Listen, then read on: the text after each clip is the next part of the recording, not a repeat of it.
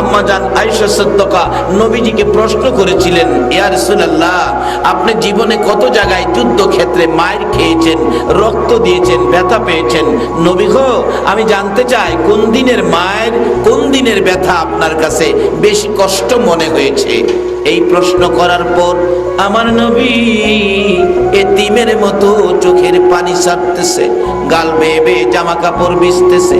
আমার নবী ডাকে, রে আয়েশা, আমার দুঃখের কথা মনে করে দিয়েছো, মায়ের কথা মনে করে দিয়েছো। কোন দিনের মায়ের বেশি ব্যথা হয়েছে? আয়েশা রে, শুনো রে আয়েশা, আমি তাইবের জমিনের মায়ের কথা রে আমি কোনোদিন বলতে পারি না। তাইবের জমিনের মায়ের কথা মনে হইলে রে আমি চোখের পানি রাখতে পারি না। রে আয়েশা,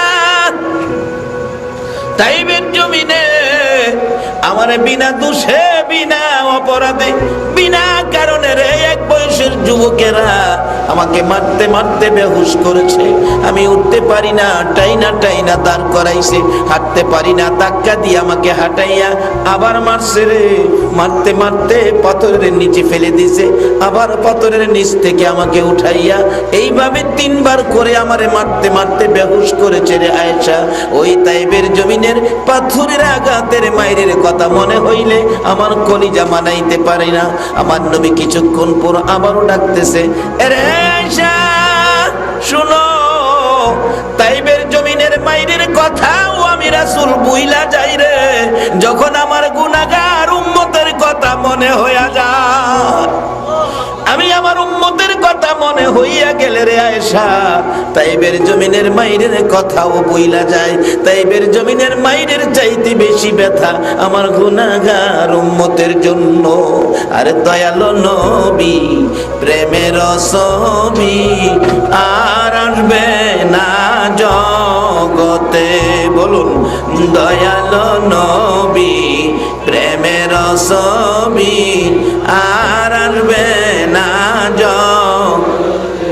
হাসর দিনে উম্মত বিনে, হাসর দিনে উম্মত বিনে যাবে না নবীজি বেহেশতে। দয়ালো নবী প্রেমের ছবি আর আসবে না জগতে। আমার দয়ালো নবী প্রেমের ছবি আর আসবে না। 63 সাল জিন্দিগি কাছে বলে উম্মতি, 63 সাল জিন্দিগি কাছে বলে উম্মতি, এখনো কান্দে শুয়ে মদিনাতে নবী, এখনো কান্দে শুয়ে মদিনাতে। দয়ালো নবী প্রেমের ছবি আর আসবে না জগতে। আমার দয়ালো নবী প্রেমের ছবি আর আসবে না। আম্মা জান আয়েশা সিদ্দিকা বলেন, শুধু এটাই শেষ নয়, আমার নবী উম্মতের ব্যথায় কত ব্যথিত। এই নবীর কথা মানা বলুন আমাদের দরকার আছে কিনা? আমার নবী কত ব্যথায় ব্যথিত। আম্মা জান আয়েশা সিদ্দিকা বলেন, আমি একদিন নবীজি গোসল করে হুজরায় ঢুকলে অনুমতি চাইলাম, ইয়া রাসূলুল্লাহ অনুমতি দেন, আপনার চেহারা মুবারকে তোল মালিশ করব। অনুমতি পাইয়া নবীজির পাশে বসে দেখি এত সুন্দর চেহারায় মাঝে মাঝে কালো কালো দাগ, চামড়ার ভিতরে গর্ত হইয়াছে, কালো দাগ, চামড়ার ভিতরে গর্ত। আঙ্গুল টুকুন লাগাইয়া প্রশ্ন করেছিলাম, ইয়া রাসূলুল্লাহ জানতে চাই গো নবী, এত সুন্দর চেহারায় এ কালো কালো দাগগুলো কিসের কোত্থেকে আসলো? আপনি কি ছোটকালে কোথাও কোনো ব্যথা পেয়েছিলেন? এ দাগগুলো কিসের গো নবী, আমি জানতে চাই। আমার নবী ডাকতেছে, আয়েশা রে, এ দাগ ছোটকালের ব্যথার দাগ নয় রে আয়েশা, এই দাগের কথা প্রশ্ন করিস না। এ দাগের কথা মনে হইলে আমার কলিজা মানে না। এই দাগগুলো হলো তায়েবের জমিনের যুবকদের পাথরের আঘাতের দাগ। আম্মা জান আয়েশা সিদ্দিকা বলেন, ইয়া রাসূলুল্লাহ এই দাগ যদি তাইবের জমিনের যুবকদের পাথরের আঘাতের দাগ হয়ে থাকে, নবী গো আমি জানি আপনার দোয়া আমার আল্লাহ কবুল করেন গো নবী, একটু দোয়া করে দেন দাগগুলো যেন পরিষ্কার হয়ে যায়। আমার নবী কান্দে, রে আয়েশা এই কথাটা আর কোনোদিন বলবি না রে আয়েশা, এই দাগ আমি দোয়া করে পরিষ্কার করব না। হাসরের জমিন যেদিন কায়েম হবে রে আয়েশা, আধা দুপুরে সূর্য নেমে আসবে, সূর্যের তাপে মাটি তামা হয়ে আগুন জ্বলতে থাকবে, মাথার মগজ গলে নাকে মুখে কানে দিয়ে বাহির হতে থাকবে, পানির পিপাসায় জিহ্বা বাহির হইয়া পায়ের নিচে চলে যাবে। ওই দিন আমার গুনাহগার এতিম উম্মতেরা রে বিপদে পড়ে নবী কই বলে এতিমের মতো কাঁদবে। ওই দিন আমি উম্মতের কান্না শুনে সহ্য করতে পারবো না রে আয়েশা, এক একটা পাথরের আঘাতের দাগ লইয়া আল্লাহর আরশের কিনারে যাব, এক একটা দাগের বিনিময় কোটি কোটি গুনাহগার উম্মতের নাজাতের দাবি করব। আমার আল্লাহ বলেন বন্ধু গো, তাইবের জমিনের পাথরের আঘাতের দাগগুলো উম্মতের নাজাতের জন্য রেখে দিলা। আমি আল্লাহ তোমাকে কত ভালোবাসি গো বন্ধু, তোমার 63 বছর জিন্দেগির মধ্যে কোনোদিন তোমার সুন্দর চেহারায় আমি আল্লাহ একটা মশা মাছি বসতে দেই নাই, একটা পোকামাকড় কামড় দিতে দেই নাই।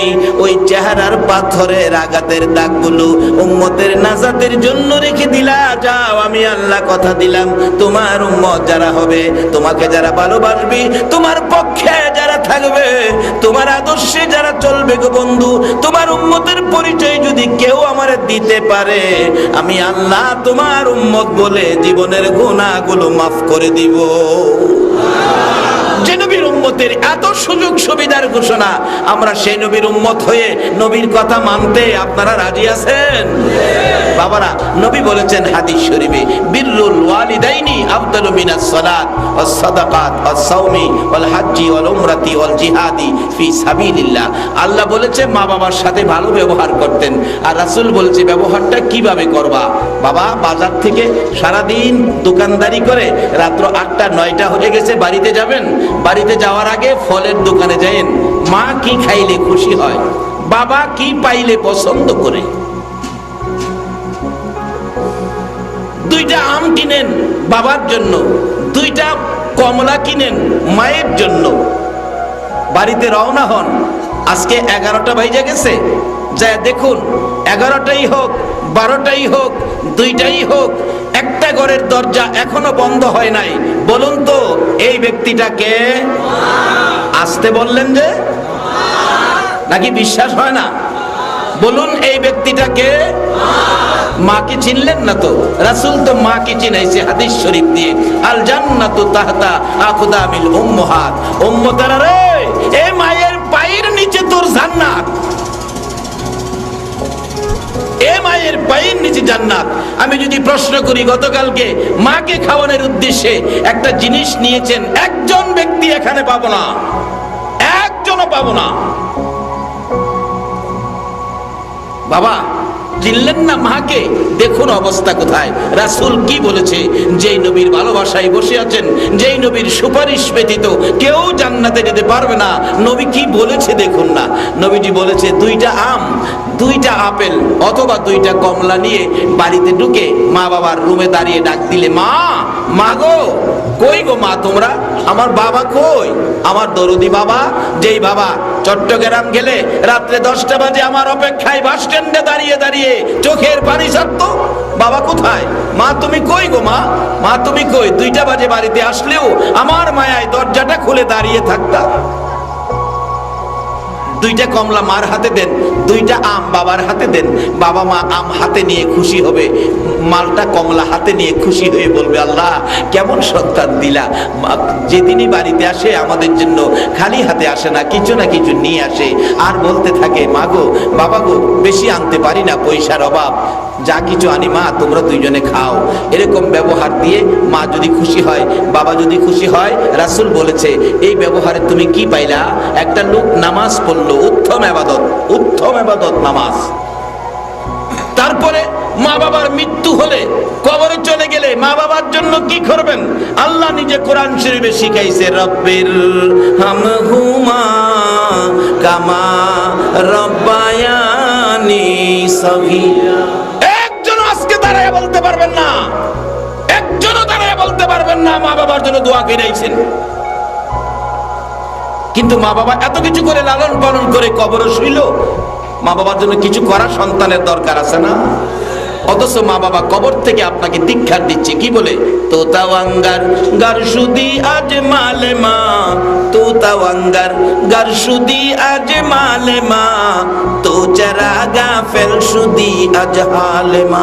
বাবা গো, আমার সম্পত্তি পাইয়া সম্পত্তিওয়ালা হয়েছো, আমার বাড়ি পাইয়া বাড়িওয়ালা হয়েছো, আমার মার্কেট পাইয়া মার্কেটওয়ালা হয়েছো। আরে বাবা, তুমি যদি 3 দিনের জন্য চট্টগ্রাম যাইতা, 4 দিন হলে আমি মা সারা রাত ঘুমাই নাই, তোমার বাবা সারা রাত বাস স্ট্যান্ডে দাঁড়িয়ে থাকতো, একটা দিন আমরা সহ্য করতে পারি নাই। আজকে বৎসরের পর বৎসর আমরা রে কবরে শোয়াইয়া আমাদের ব্যাপারে এত গাফেল কেন, এত খবর ছাড়া হইলে কেন, আমাদের খবর নিলি না? মা বাবা কবর থেকে এইভাবে দীক্ষার দিতে থাকে। আমরা মা বাবার জন্য কবরে শোয়ার পরে আমার আল্লাহ তো দোয়া শিক্ষা দিয়েছেন, রব্বির হামহুমা কামা রব্বায়ানি সগীরা। বলুন, এই মা বাবার জন্য দোয়া করা আমাদের প্রত্যেকের দরকার আছে কিনা? মার মতো দরদি, বাবার মতো দরদি এই পৃথিবীতে আর কোনো মানুষ হতে। কিন্তু আমরা কি করলাম? মসজিদ বানাইছেন মারে কষ্ট দিয়া, এই মসজিদ বানানে আপনার মুক্তি হবে না। হজ করতে গিয়েছেন মারে কষ্ট দিয়ে, হজ করে কোনো লাভ হবে না। কেন? রাসূল তো বলেছে যে এই ব্যক্তি মা বাবার মায়ার চেহারার দিকে একবার তাকাবে, মা বলে ডাক দিবে, মা খুশি হবে। একবার তাকানির কারণে একটা কবুল হজের নেকি আল্লাহ দান করবে। ও বাবারা ভাইয়েরা, এই সুযোগ যদি কারো থাকে, আজকের ওয়াজ বাড়িতে নাও, মা বাবার সাথে ব্যবহার ভালো করে মার চেহারার দিকে তাকাও। মক্কা মদিনার হজ কবুল হতে পারে, নাও হতে পারে, কিন্তু মা বাবার চেহারার হজ রাসূল বলেছে কবুল, 100% কবুল। আল্লাহু আকবার বলো। এক সাহাবী দাঁড়িয়ে আরজ করছে, ইয়া রাসূলুল্লাহ, আমি যদি বারে বারে তাকাই, রাসূল বলেন তুমি যদি একদিনের মধ্যে 70 বার তাকাও, মতান্তরে 100 বার তাকাও, তোমার আমলনামায় 100টা কবুল হজের নেকি দেওয়া হবে।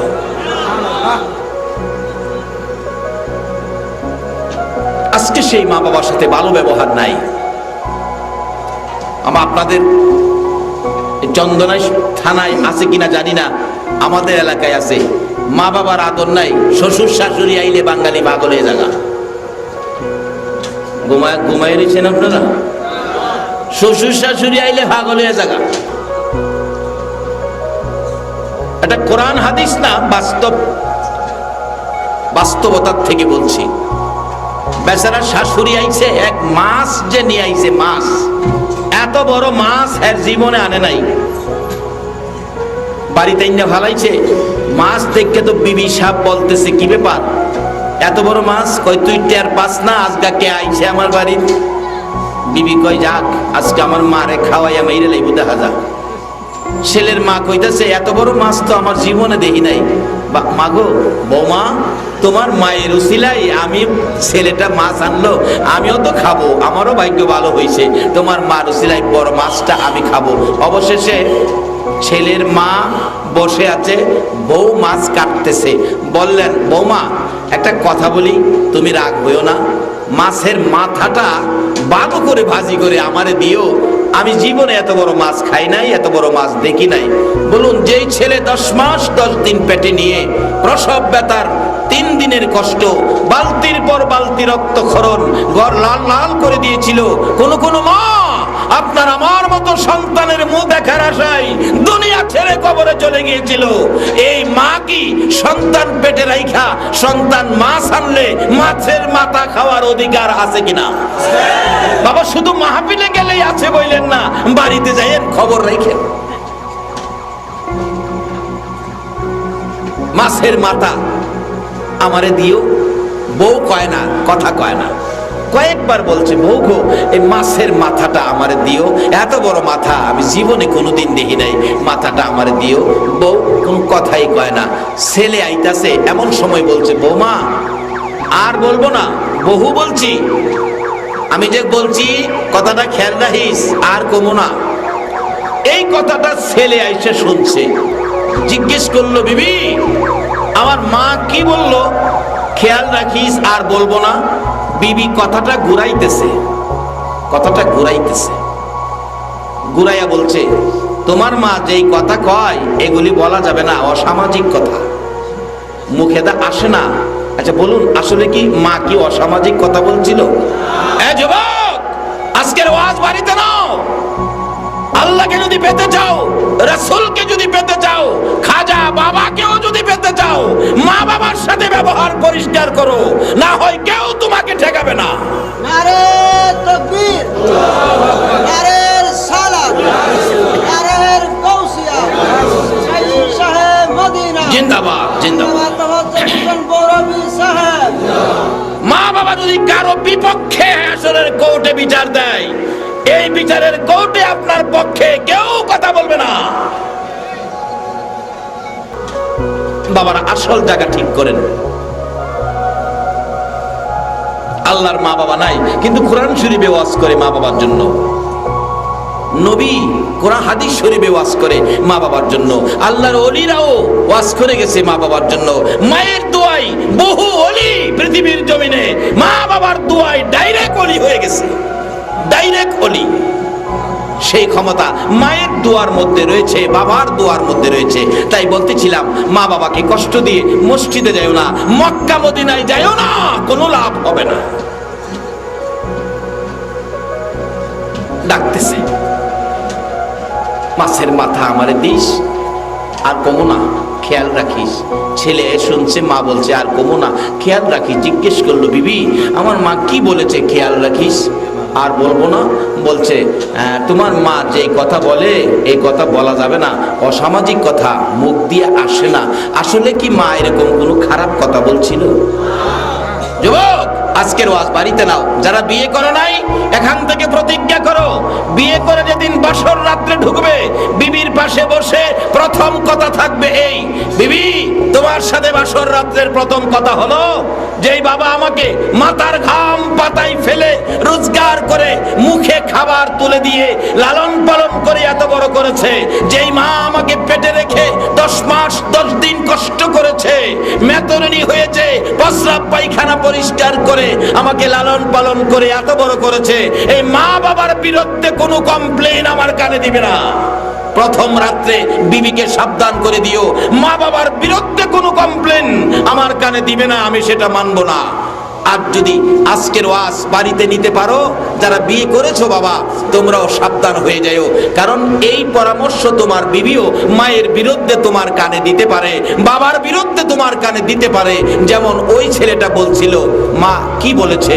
বিবি বলেন, তোমার মা যেটা কয় এই কথা বলা যাবে না, মুখে দিয়ে আসে না, অসামাজিক কথা, মান সম্মান যাবে বললে। তাই নাকি? এরকম কথা বলছে মা। তাহলে এই মা তো আমার ইজ্জত নষ্ট করবে, এই মাকে কি করব? এই মাকে তো বাড়িতে রাখা যাবে না। বিবি সাহেব পরামর্শ দিলেন, স্বামী চিন্তা করো না, চিল্লা চিল্লি করো না, গ্রামের লোকজন শুনলে বলবে যে মার সাথে ব্যবহার খারাপ করেছে। একটা কাজ করো, কি যখন মা রাত্রে ঘুমিয়ে যাবে, রাত্রে ঘুমিয়ে গেলে ঘুমের ঘরে মাকে ঘুমন্ত অবস্থায় নদীর ওই পারে জংলায় ফেলে দিলে শিয়াল খেয়ে ফেলবে, কেউ জানবে না, আমাদের কোনো দোষ থাকবে না। ছেলে বলে, ঠিক বলেছো তুমি, তোমার তো ভালো বুদ্ধি আছে। রাত্রে গর্ভধারিণী মাকে নদীর ওই পারে শিয়ালের মুখে দেওয়ার পরিকল্পনা করেছে। বলুন, আমরা যাই করি, একজন সঠিক বিচারক এখনো আছে কিনা? বলুন তো, এই বিচারকটা কে? আরো আওয়াজ করে বলুন, বিচারকটা কে? বাবা মনে যা আছে তা করো না, সেই বিচারকের হাত থেকে বাঁচার কোনো রাস্তা নাই।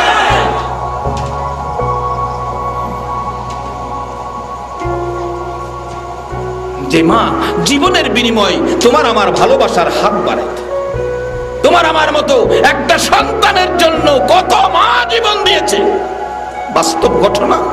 আমি যে এলাকায় ইমামতি করতাম, একটা গরিবের মেয়ে বাচ্চা হবে, 3 দিন পর্যন্ত প্রসব ব্যথা, কিন্তু একটা ট্যাবলেট খাওয়ানোর পয়সা নাই। যে মসজিদের ইমাম ছিলাম, মহল্লার ভিতরে মসজিদ, আসরের নামাজের পরে সালাম ফিরাইয়া বসলাম, এমন সময় ওই মেয়েটার মা, বুড়া মানুষ, দরজায় গিয়ে, মসজিদের দরজায় এভাবে দুইটা হাত, আল্লাহ সাক্ষী মিথ্যা বললে জিহ্বাটা কেটে ফেলবে হাসরের দিন, এভাবে দুইটা হাত বাড়ায় বলছে, আপনারা আমার মহল্লাবাসী, আমার মেয়েটা মারা যাবে, ডেলিভারি 3 দিন হলো, জ্ঞান ফিরে না, বন্ধ হয়ে গেছে, কথা বলে না, জবান বন্ধ, মেয়েটা মরে যাবে, আপনাদের কাছে আমার মেয়েটার পক্ষ থেকে হাত বাড়াইলাম, জীবন ভিক্ষা চাই, আপনারা আমাকে জীবন ভিক্ষা দেন, আমার মেয়েটারে বাঁচাই, কিছু পয়সা সাহায্য করেন, চিকিৎসা করি। কিন্তু কেউ কিছু দিল না। অবশেষে মেয়েটা আবার কাঁদতে কাঁদতে বাড়িতে ফিরে গেল। মাগরিবের পরে সালাম ফিরাইয়া দাঁড়ায় গেলাম, মোনাজাত পড়ি নাই, বললাম যে আপনারা কেমন সামাজিকতা, কেমন মানবতা আপনাদের মধ্যে, এটা কি সামাজিকতা? একটা লোক মরে যাবে, সাহায্যের হাত বাড়াবে, আপনারা কেউ কিছু দিবেন না, কেমন কথা? অবশেষে বললাম আমি যাব মহল্লায়, তার পক্ষে আমার সাথে কেউ যাবেন? একটা হাই স্কুলের শিক্ষক, উনি বললেন হুজুর আমি যাব আপনার সাথে।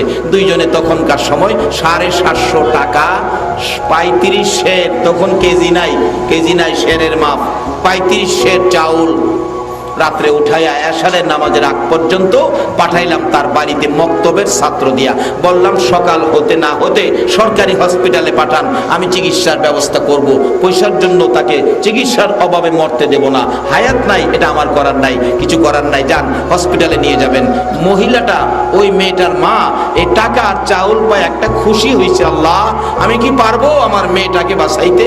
অবশেষে সকালবেলা পাঠাইলেন সরকারি হসপিটালে। আমি মক্তব ছুটি দিয়ে দৌড়ায় গেলাম, অবস্থা কি জিজ্ঞেস করলাম, কোথায় আছে তারা? হসপিটালে গেলাম, যাইয়া দেখি ডাক্তার এবং ওই মেয়েটার মা বাবা, গার্জিয়ান দুইজন আর ডাক্তার 3 জন দাঁড়ায়া কি যেন আলোচনা করতেছেন।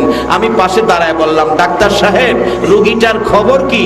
ডাক্তার বলেন, রুগীটা অবস্থা ভালো না, 2 দিন আগে পাঠাইলে কিছু করতে পারতাম, এখন তো রুগীটা বাঁচানো যাবে না।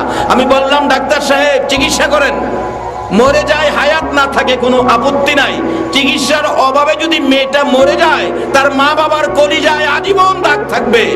পয়সার অভাবে আমার মেয়েটা মরেছিল, পয়সা লাগে আমি দেব, হাতে ধরবো, মানুষের পায়ে ধরবো, আমি ইমাম সাহেব দেন চিকিৎসা করেন।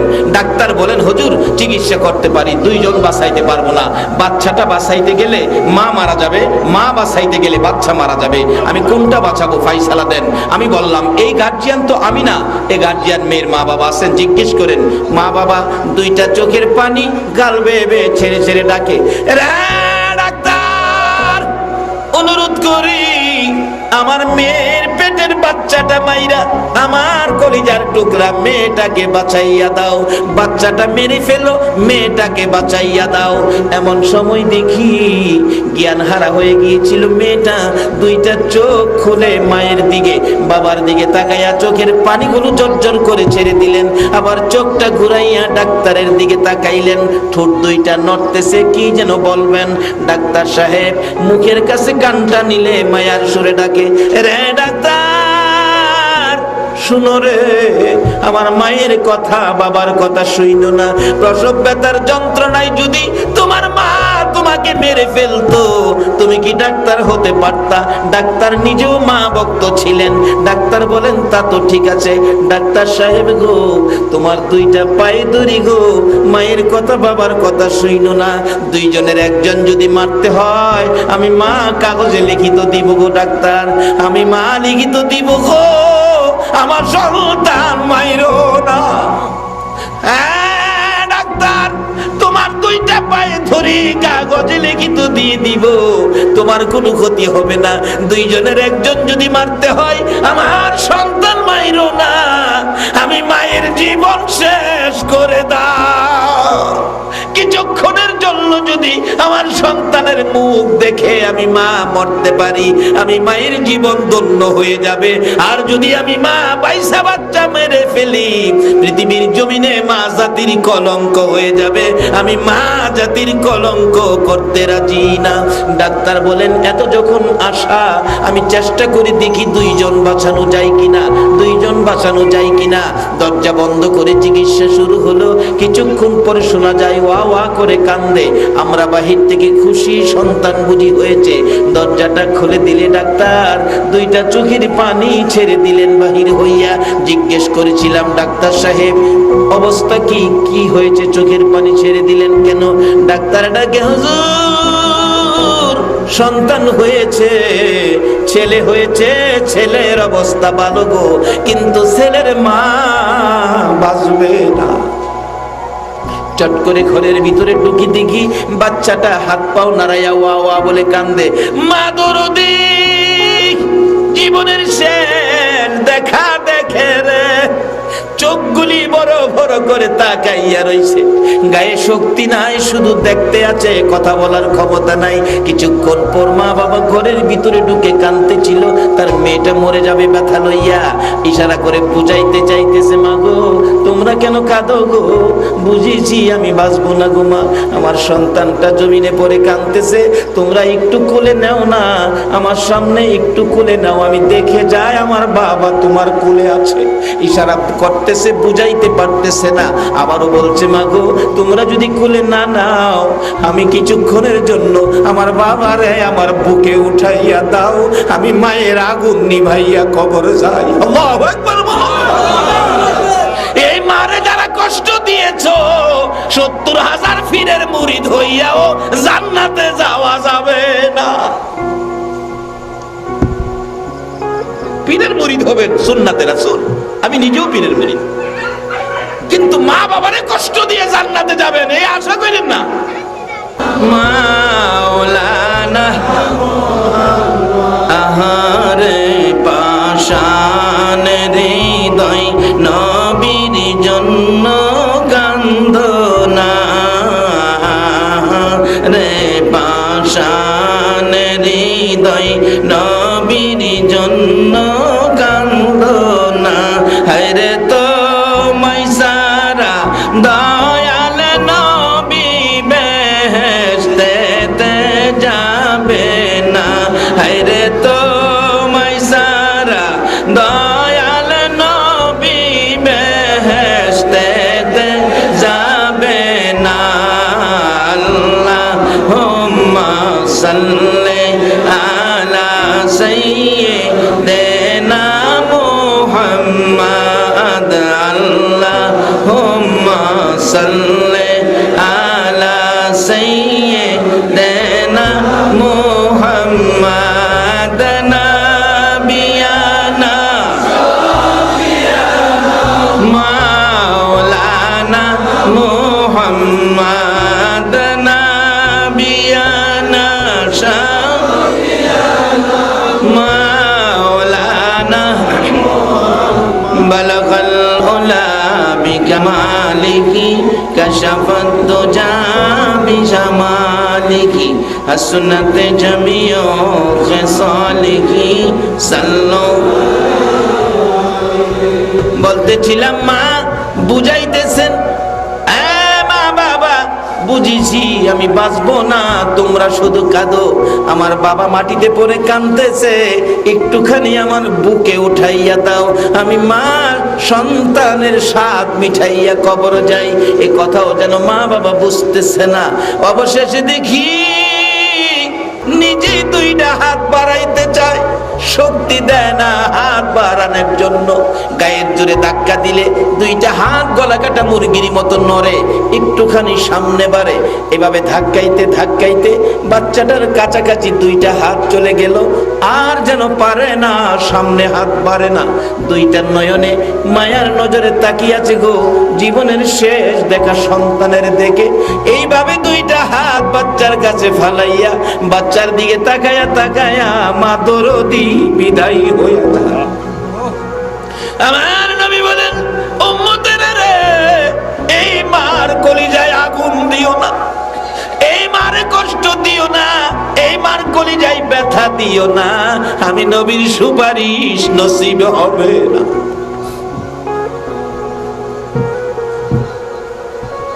এই মারে খেদমত করবেন বেঁচে থাকলে, কবরে গেলে দোয়া করবেন। কোরআন শরীফে আল্লাহ নিজে শিক্ষা দিয়েছে, পৃথিবীর কারো জন্য কোরআন শরীফে আল্লাহ দোয়া শিক্ষা দেয় নাই, শুধুমাত্র সন্তানের প্রতি মা বাবার জন্য দোয়ার নির্দেশ এসেছে। কয়জনে আজকে মা বাবার জন্য দোয়া করে মাহফিলে আসছেন?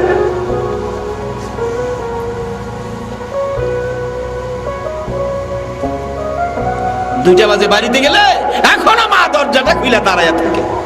যার মা দুনিয়ায় নাই, বাড়ির দিকে তাকাইয়া দেখো দরজাটা চিরদিনের জন্য বন্ধ। এ মার জন্য কিছু করা সন্তানের দরকার আছে কিনা বলো? বলতেছিলাম কই কিছু তো করলো না। অহংকার দিনের ফলাফল। মা চানছে বিবি মাছ কাটে, মা ছেলের মা চাইছিল মাছের মাথাটা খাইতো। কথাটা খেয়াল আছে? মাথাটা খাইতো। আচ্ছা, এই কষ্ট করে যে সন্তানের মা হইছে, মা কি ছেলে মাছ আনলে মাথা খাওয়ার অধিকার আছে না? বারবার বলছে বউগো খেয়াল রাখিস। ছেলে জিগা মা কি কইল?